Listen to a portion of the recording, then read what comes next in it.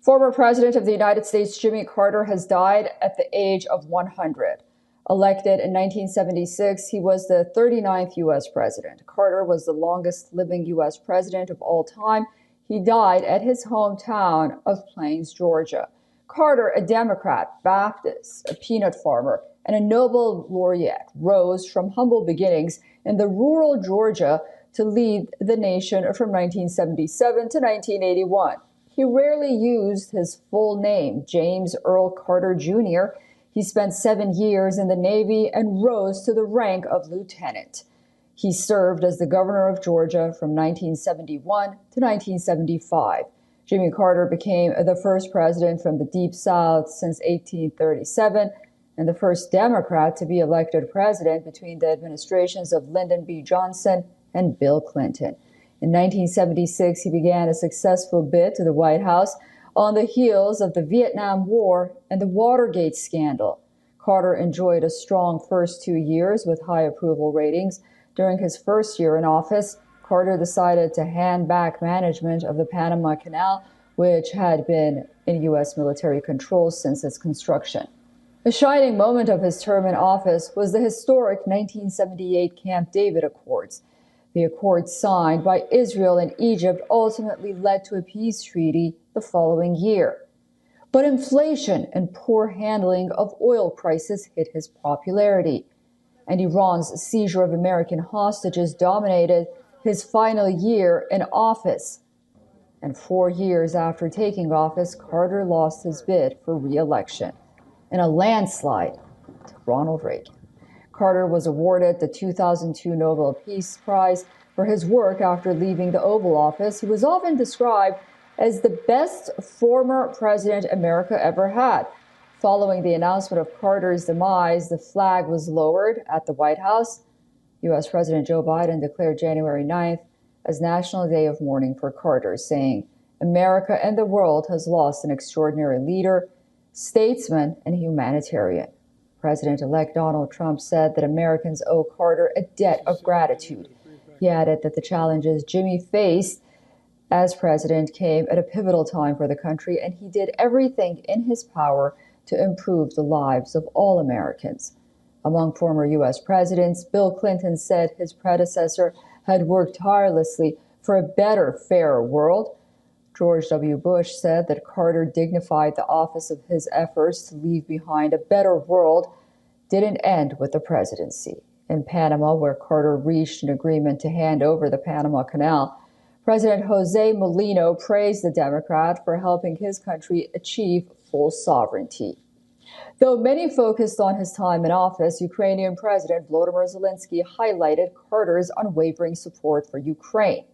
All right, we have with us Calvin Dark, political analyst, Democratic strategist, principal and co-founder of RC Communications, joining us live from Washington, D.C. Thank you so much for joining us on WION this morning. What are your views on the life and legacy of Jimmy Carter as world leaders continue to join Americans in paying tribute to the former U.S. president? Well, thank you, and good to be here. I think that my first reaction, when I heard the news, and as you mentioned, seeing all of the tributes that are coming in from the United States around the world, my first thought was, this is the man who deserved it. Jimmy Carter is in the history books for several reasons. Not only that he's the longest living president we've ever had, but also he redefined what life after the White House can be, and not just for America, but for the world. And I think that that is what he will be remembered by far more than his actual 4 years in the White House as president of the United States. Yeah, that's so true. Do you think Jimmy Carter's death will overshadow Donald Trump's inauguration, as this 30-day protocol of keeping flags half-mast has fueled debates? I think overall it won't have an effect on the inauguration, simply because the funeral services and tributes, official ones, will be done more than a week before the inauguration. And as you probably know, in America, we have a very short attention span. So a week in news cycles is a long time. Now, we do know that the flags will be at half staff. And that is something that we're seeing a lot of talk about online, but it's completely something that happens when a former president dies. And I think offline, you won't see those same frustrations you see online. I also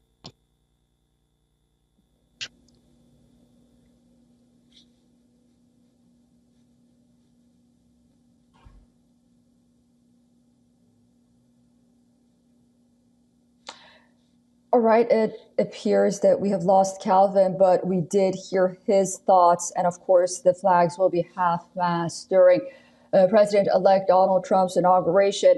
As America pays tribute to former President Jimmy Carter, he was telling us that it's very unlikely that it will have an effect on the president-elect's inauguration. All right, let's move on. In the year 2024, we witnessed many celebrities crossing paths with Vice President Kamala Harris and endorsing her. Previously, you have also seen U.S. presidents such as Bill Clinton and Barack Obama rocking and rolling with stalwart musicians.